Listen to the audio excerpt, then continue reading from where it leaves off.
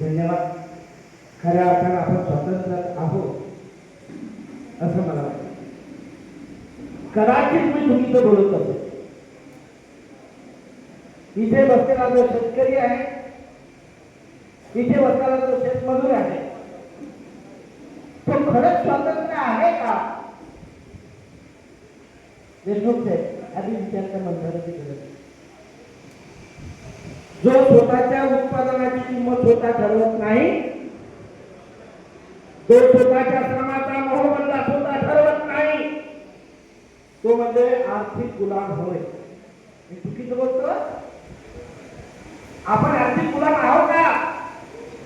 ज्या शिवाजी महाराजांनी आपल्याला स्वराज्य मिळवून दिलं, आपण स्वतंत्र भारत देशाचे रहिवासी आहोत, मग आपण आर्थिक गुलाम आहोत असं तर हो म्हणायचं नाही ना. तुम्हाला तुमच्या उत्पादनाची किंमत स्वतः ठरवता येते का? आपला जो पाठीराखा आहे शेतमजूर, त्याला सुद्धा त्याच्या श्रमाचा मोबदला स्वतः ठरवता येते का?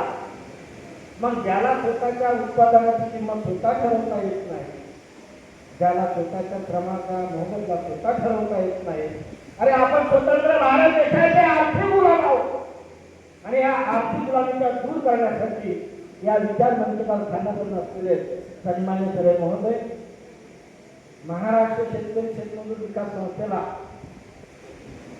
आपल्यापर्यंत येण्यासाठी ज्यांनी संधी दिली, हिंदुस्तान इन्सेक्टिसाइड लिमिटेड कंपनी, त्याचे प्रतिनिधी आमचे मित्र सन्माननीय मिस्त्री साहेब, चंद्रकांत मिस्त्री साहेब, या विचार मंच गाव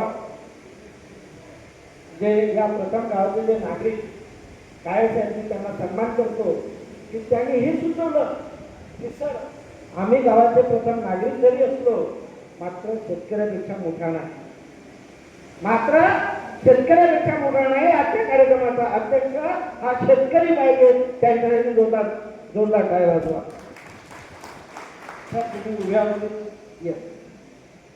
साहेबांना आपण आजच्या कार्यक्रमाचा अध्यक्ष, हा सन्मान आपल्याला भेटला पाहिजे. हा सन्मान मिळवून देण्यासाठी या विचारवंताच्या गावात सन्माननीय देशमुख साहेब, या भारत देशाचा जो कणा आहे, हा कणा मजबूत करण्यासाठी जो कृषी विभाग आहे, त्या कृषी विभागाचे सर्व सन्माननीय सदस्यगण ज्यांनी आपल्या खात्यात धुरा घेऊन दिली आहे, आमच्या शेतकरी आणि शेतमजुरांचा विकास करण्यासाठी. अनेकांचे नाव घेणं लांब होईल, मग कमी शब्दामध्ये मॅडमने सांगितलं मला, सर तुम्ही प्राध्यापक आहे, 45 मिनिटाचा पिरियड चालते, हा काही पिरियड नाही, लोकांना भुका लागलेल्या आहेत, 10 मिनिटात 15 मिनिटात निघतोय. फक्त मला दोनच गोष्टी इथं मांडायच्या आहे. पहिली गोष्ट अशी की आमच्या शेतकऱ्यांची परिस्थिती या कार्यक्रमाने बदलू शकते का, आणि बदलणार असेल तर कशी. दुसरी बाब, जी महाराष्ट्र शेतकरी शेतमजूर विकास संस्था जवळजवळ 8 राज्यात काम करते, महाराष्ट्रातली संस्था आहे,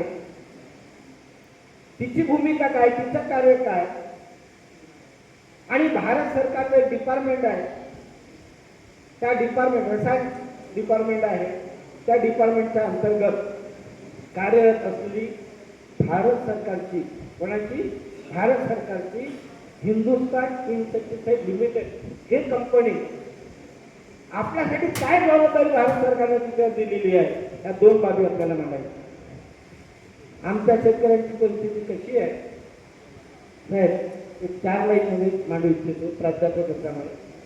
उत्पादन खर्च जास्त आहे ना, उत्पन्न खर्च त्यातही विक्री नाही, त्यातही विक्रीची नाही हवी. उत्पादन करतो आम्ही, अरे खाता तुम्ही सर्व, उपाशी आम्ही आणि तुपाशी, बरोबर आहे. उपाशी कोण आहे? आम्ही सगळे उपाशी आहोत. उपाशी कोण आहे? खाणारे उपाशी आहे. आम्ही अन्नदाता आहोत. मग स्वतः पोटभर अन्न खाता आलं पाहिजे ना.